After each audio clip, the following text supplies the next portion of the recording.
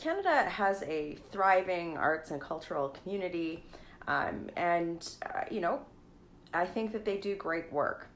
And over the last several years, there have been more and more questions raised about what the government's role is in funding what is broadly termed as Canadian content.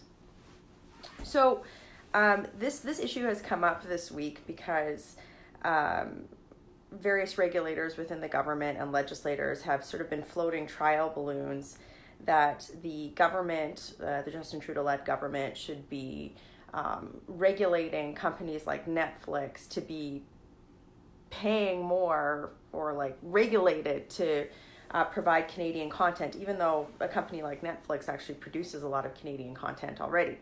Then, coupled with this issue, the CRTC, the regulatory one of the major regulatory bodies in this space, they're undergoing a review of the renewal of the CBC's broadcast license. They've asked for public consultation for this.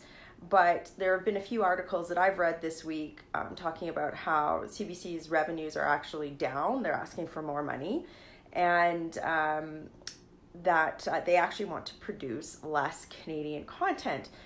So, as many of you know, in this parliament, my role is Shadow Minister for Industry and Economic Development. So this is tangentially touches my portfolio, and I'm really concerned about this for a variety of reasons. But I'll lay it out this way, very simply: how you and I consume content has drastically and dramatically changed over the last 10 years, but certainly over the last 5 years. I mean, in theory, you're watching Canadian content on your phone right now. I mean, most of you, I certainly, when I have time, which is rare, if I'm going to watch a TV show or something like that, I'm picking it up off of a streaming service. I don't actually have cable television. I know most of my friends don't either.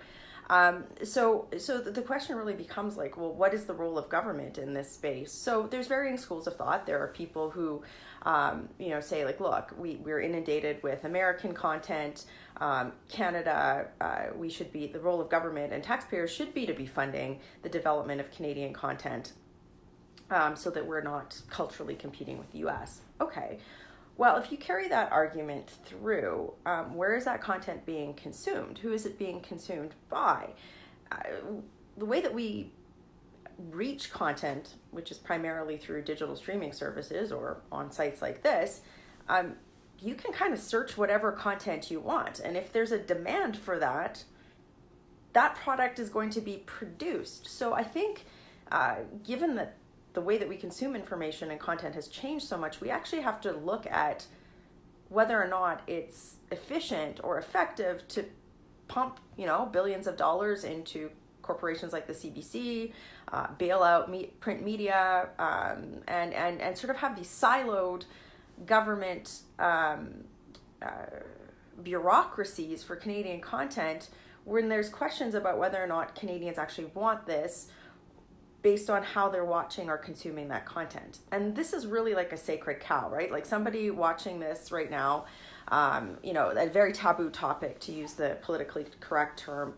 This is an issue that many people who are in the arts and cultural community, they'll say, look, I need funding for my projects. But then there are other people. I remember meeting a journalist in southern Manitoba a couple of years ago he had retired actually from the CBC, and he had retired to rural Manitoba, and he was still providing journalism services. He was covering local events. He was providing local journalism coverage on a local website on Facebook. And he made this comment to me saying, like, well, I don't have access to any of these funds, and I'm competing against organizations who get them. So I think we need to have a broader conversation about what the role of government is in funding Canadian content and how people in Canada access those funds. Like, to me, I've got to wonder, I think a question that we should all be asking is it most effective to be funding siloed bureaucracies or crown corporations? Or if we're going to keep spending this money, maybe the Canadian public should be, crowdsourcing it and more people should be able to apply? I don't know. That's a question that you should be putting feedback on right to my office or right to the CRTC as part of this consultation process on the CBC. The other thing that I'm going to just note is that, our Prime Minister, Justin Trudeau, he was famously quoted, and he's given a few interviews where he's talked about Canada being a post-national state with no identity. Well, if we're a post-national state with no identity, which I fundamentally disagree with, but if you carry that logic through, then what is Canadian content, actually? And why are we funding it in these ways? These are questions that I think that government needs to ask, because we're spending a lot of money, and when you start imposing regulations on companies that are investing in the Canadian economy, you start looking at adding red tape, and we need to be reviewing the consequences of that one way or the other, and asking if we're getting the outcome that we desire. So I think that this is a conversation that is worth having, certainly worth having in this Parliament in a minority situation. And regardless of where you sit on the political spectrum, or if you're part of the arts and cultural community, what the role of government in funding is and how people access funds, and then how people can access that content, I think are relevant questions for Parliament to consider.